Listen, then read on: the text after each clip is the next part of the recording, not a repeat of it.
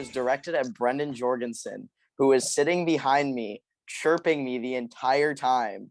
And whenever I walked someone or when Curdy hit that single off of me, he just started yelling, "Wands up, baby, wands up," and making a big deal out of it. So bases loaded, he said something like, "Oh, he's in trouble now. Wands up, baby." So I struck out Agner and I was like, "Wands down." Hey, welcome back to Fade the Mahoney. It's time to do a series preview. Diamondbacks, Cobras. We're joined by special correspondent Brendan Jorgensen. Jorgy is going to help us preview some series now and then for the rest of the season, since he's got nothing better to do, right, Jorgy? I'm just on my couch down here watching the playoffs from home, so not playing. I'm Mike. This is Trevor. We're going to have new fans watching this one at Fade the Mahoney.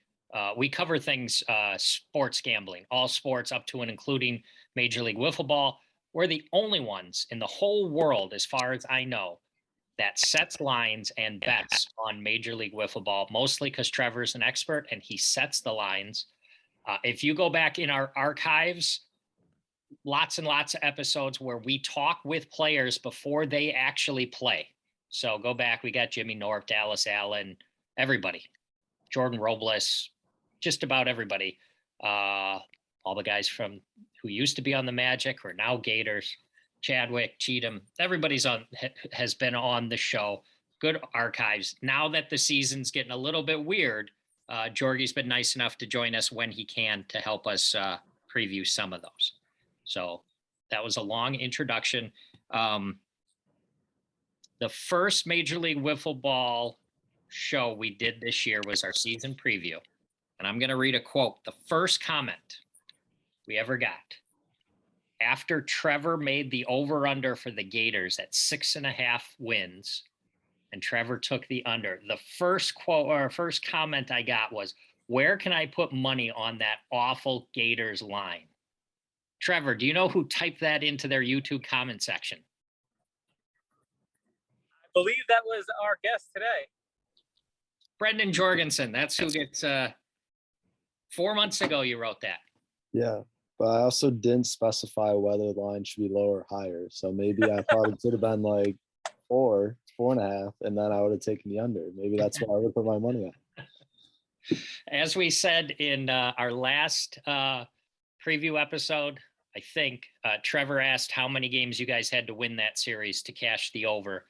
And the answer out of the 3-game series was 4. You guys would have needed to win 4 of those games to cash the over. So you finished 3-12, not a great season.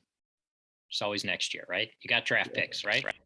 No, we don't. But we got a young stud in Jason Chadwick. And we just brought that line down for next year. And there's no option for me to put money on it this year. So when that line drops next year, then that's when I'm gonna hit it. All right. Everybody, shirts. Go buy a Jorgy shirt. I've got one here. It's one of the first ones I've bought.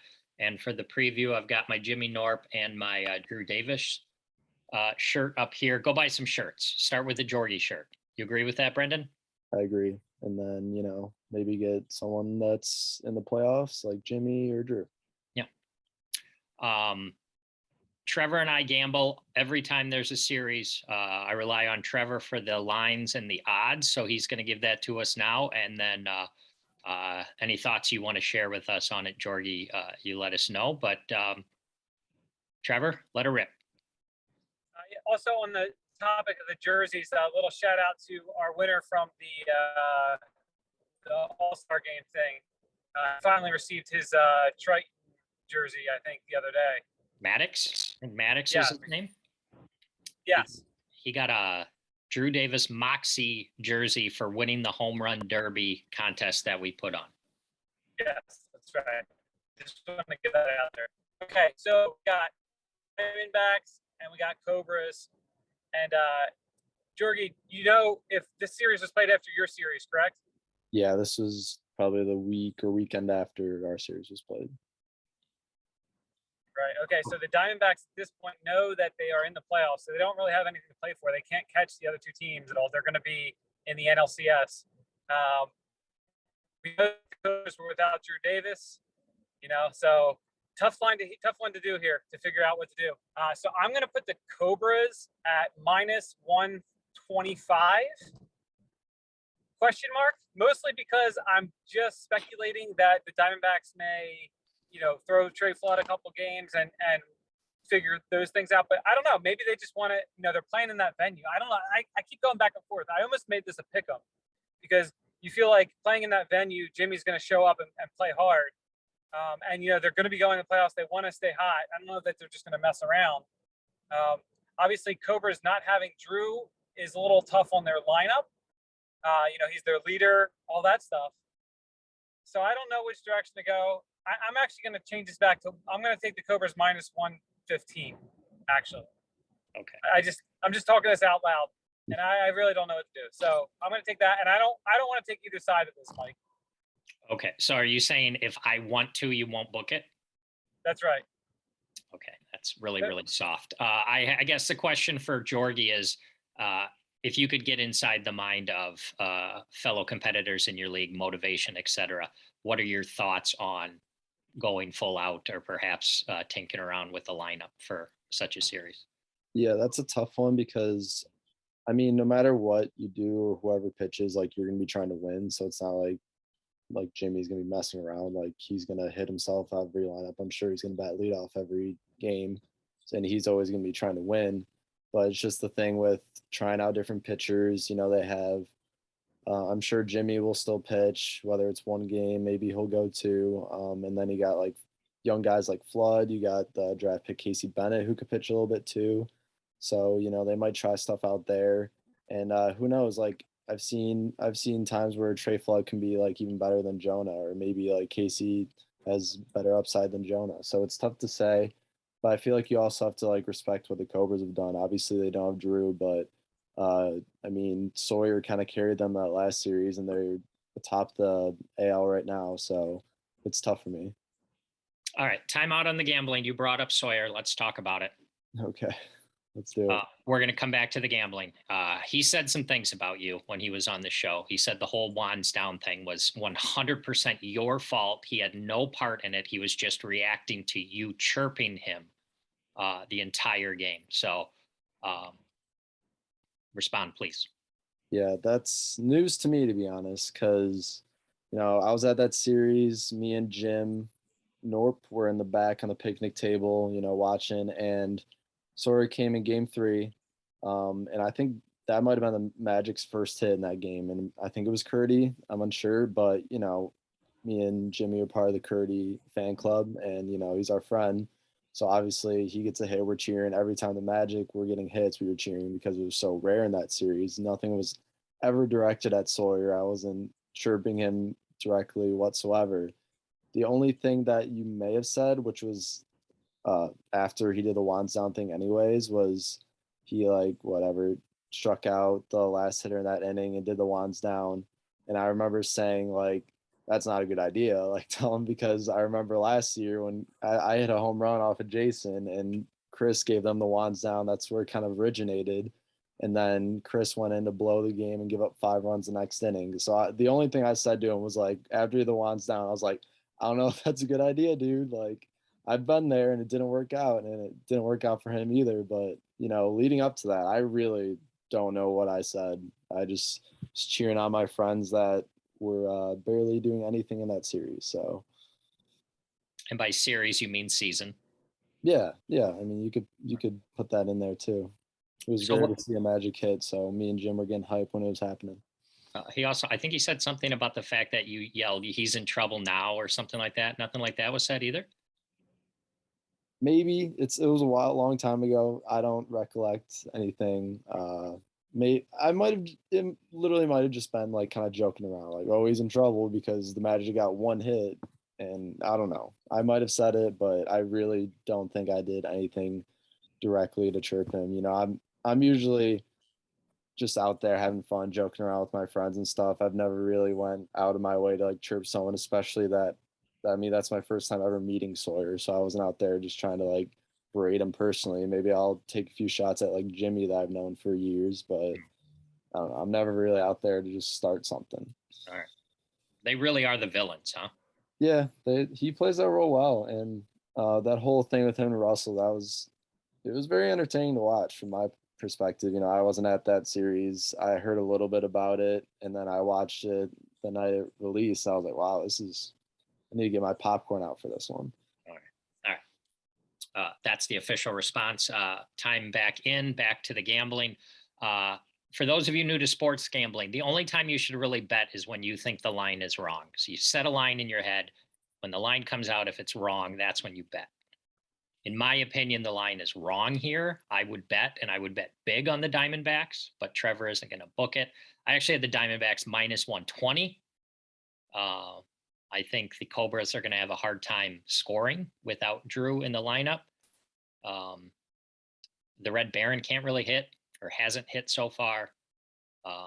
Sawyer obviously can hit, but if you've only got one guy in your lineup who can hit, you don't really have to pitch to him. What do you think about that, Jorgy? Sound smart? Yeah, I mean, I think Sean Flynn, I think you're underrating him a little bit. You know, his season's been all right, nothing special, but I've definitely seen him hit very well.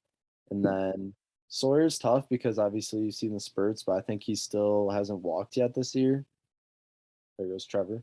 Yeah. But he, you know, if the D-backs can kind of get him to swing at pitches, you know, I mean, it might just be a home run or a strikeout. So if Jimmy's a smart pitcher, if he's able to pitch him careful and hit his spots, then I think he might be able to get through Sawyer. So I'd be a little more worried about Sean than you are, but you know, without Drew, it's gonna be tough. I agree.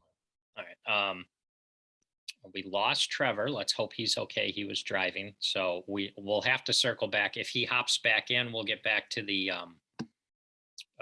over under, and then also for our weekly ladder bet that we do. We pull that off of our Slate 5 ladder draft. I will definitely be going with Jimmy Norp. I assume he'll be going with Sawyer. That'd be my guess, but we'll have to get him back on.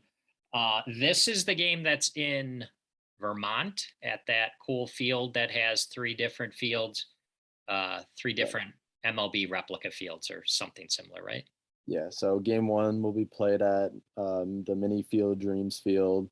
Game 2 will be at the Mini Wrigley Field, and then game 3 will be at Mini Fenway or Little Fenway. Okay, and again, you weren't there, right? No, you know, I would have had to just get in my car and drive out there myself. You know, for those out of state series, you know, he's only really trying to take the people that are going, and then, you know, the extra Dan and Tom to help. So, you know, I was able to go to the Oklahoma series, the Toledo series I was able to go to because everyone that was just driving distance, but no, I could not go to the Vermont series.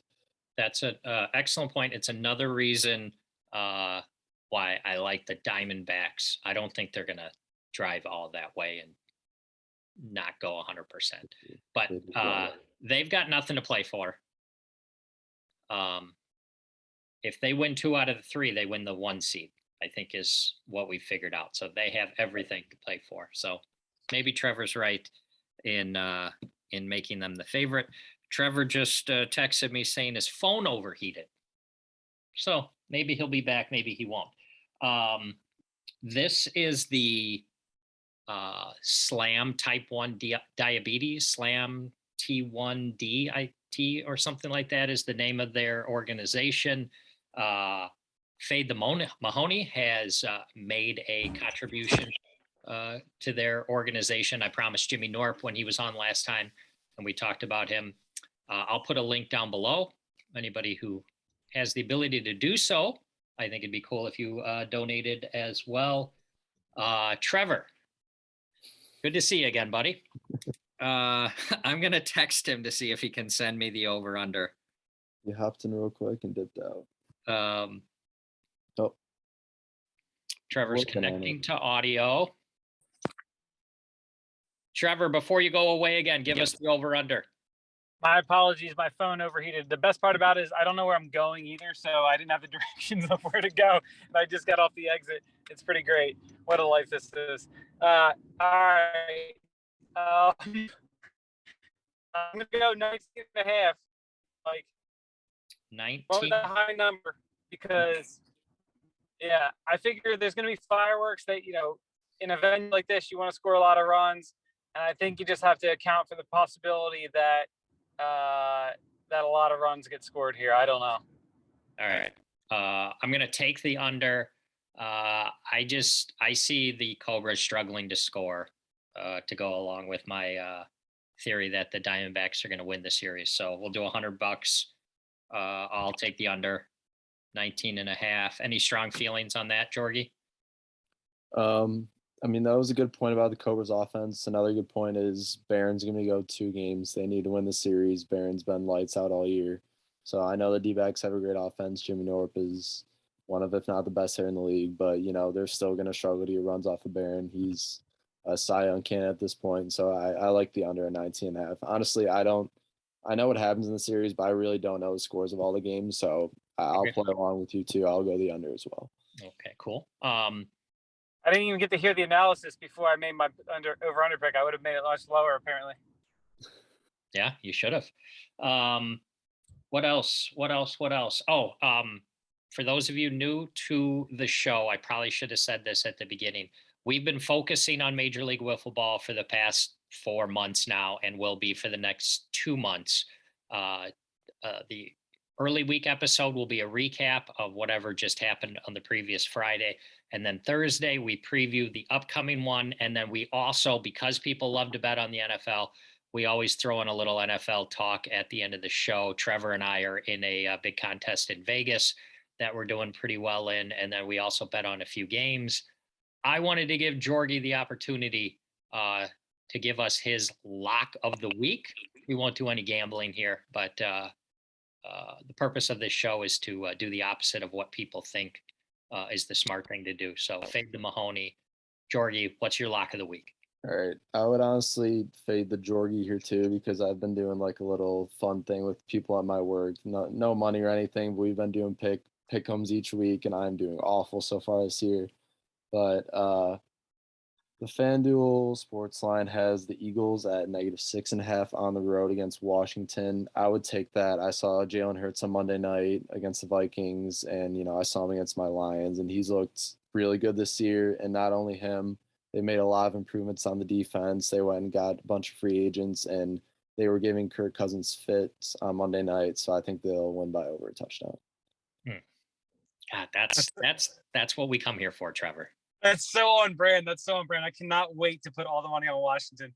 Do it. Please do. You will win. Yeah, that was very, very helpful. I actually run a picks contest, NFL picks contest, Fade the Mahoney picks contest, and a couple of your buddies, Cheatham and Chadwick, joined last week.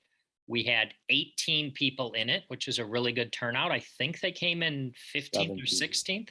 Oh, 17th? Yeah, because I was with them on Sunday. We all watched football together at Jason's house. So they were telling me about them joining, and at one point they were just rooting for last because their 11-star play was the Colts, and not a good idea. 18. Yeah, they went 5-10. We do a ranking system of how well you how strongly you feel about it. The winner this past week ended with a score of 37. Whoever that guy was went 11-4. Absolute genius. They went 5-10 and had a score of -23. So that's kind of what we expect from the young college kids. All they do is take favorites, lay the points, and lose. So I'll be on Washington. Trevor will be on Washington. We appreciate that one, Jordy. Yeah, got you. All right. Anything I missed, Trevor? Anything else you want to cover? When I was gone, did you get to commend Jorgy for his very impressive performance in that final series? I did not do it on here. I did it on the recap show, but I'll throw it back here. Jorgy, best series you've played that I've seen in the 2 years that I've been watching. Congratulations. I'm looking for early odds for next year's most improved player. I want to see what kind of odds I can get on you, because I think you're going to have a big season. Appreciate it. Yeah, I definitely felt a lot better. I thought our offense looked good. We were making a lot of contact. It was just really combated by that Wildcat defense. They were making plays all over the place, but I kind of adjusted my swing this series instead of really just trying to like put the ball over the fence, which I don't really do anyways. I just kind of, just contact swinging, just making contact and then go run to first as fast as I can. So You guys got swept. Yeah. Literally every game, one play changes the outcome, right? Pretty much. Every- I mean, that first game, it was a little. I mean, we had the bases loaded with no outs, which is good. But I mean, one swing would have won it. But that was not as close as the next two, because those two plays, the one Kyle throwing it home, if that would have got by his hand, Jason was coming around second, tying the game. And then I hit that other one in game 3, that stupid flip that I didn't even see until the video came out because I was running to first. But that was ridiculous. We probably would have tied that game up too. But Oh, you're talking about the play at third? yeah, the one where Sailor's running, just I don't know. That was I didn't even know what happened. Everyone was just like that, and I look and I was like, okay, I guess he's out. And then I watched the video last week and I was like, oh my gosh, seriously? That was insane. I think the key is in the future, you guys got to set your batting lineup so when the big spots come up, it's not Chadwick who's at bat. I just watched this video like right before I got on this call, just in case you asked me any questions, so I can go back on it. But I would also watch the Jackson interview that you guys did with him, and I remember you saying something about Chadwick whenever it was a big spot, he did strike out, and he sure did, which is like he had a good series. He was making contact. It just came down to when we had runners on base and we needed to score a run. He did strike out. I feel like that's not really talent based. That's just kind of, it just happened to be, maybe he needs to get his confidence up, his clutch ability up a little bit. But we'll be working in the off season. We got a lot of time to think it over. All right, Trevor, last thing, I need your official pick for this week's ladder. I assumed you were going with Sawyer. You got Sawyer or Jonah. I think those are your picks, right? Yeah, I guess so. Yeah, Sawyer. Okay, I'm going with Jimmy Norton. Man, you smoked me in this one. This is you hustled me so hard here. You're taking advantage of a man who has no time. Yeah, it's looking good for me. After what you had 4 guys go, I had 2 guys go. I don't have it in front of me, so I'm not going to read it. You have me beat so far with twice as many players. Great. So, congratulations. Wonderful. All right. We're going to do our quick little break here. After the seamless transition, we'll be back with our official NFL section. But for this section, Jorgy, thanks for joining us. Trevor, thanks for staying alive while you were driving. And we'll be back in just a minute.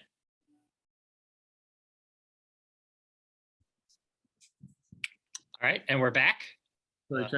Smooth transition there.